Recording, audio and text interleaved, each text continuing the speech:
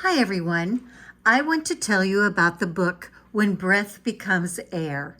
It is the true story, of a man who was a neurosurgeon after having spent years working to achieve that level of medicine. And at the age of 36, he discovers that he has just been diagnosed with stage 4 lung cancer. I myself, the person who is reviewing this book, has also had lung cancer. So I know just how scary that diagnosis must have been.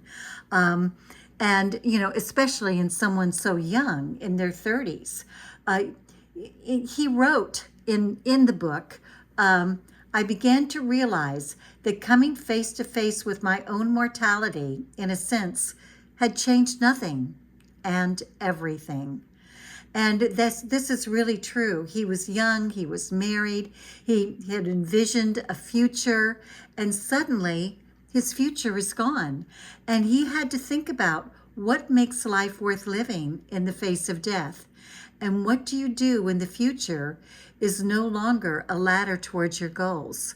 So he really had to rethink what he was going to do with what little time he had left. This is a beautifully written book, probably one of the most beautiful stories I've ever read. And I'd like to play you just an excerpt about him as a young man when he was just getting ready to go to college. With certainty that I would never be a doctor. I stretched out in the sun, relaxing on a desert plateau just above our house. My uncle, a doctor, like so many of my relatives, had asked me earlier that day what I planned on doing for a career now that I was heading off to college, and the question barely registered. If you had forced me to answer, I suppose I would have said a writer.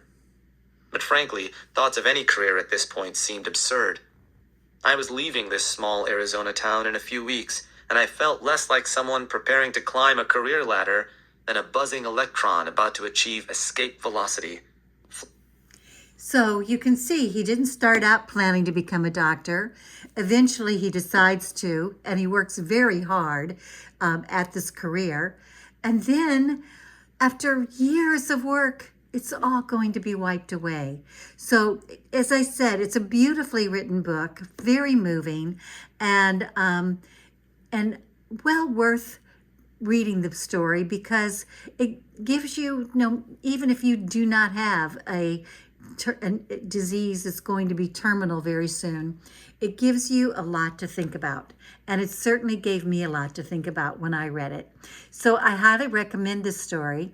And I hope some of you will go ahead and purchase this book because it's just so moving. Thanks a lot for letting me share.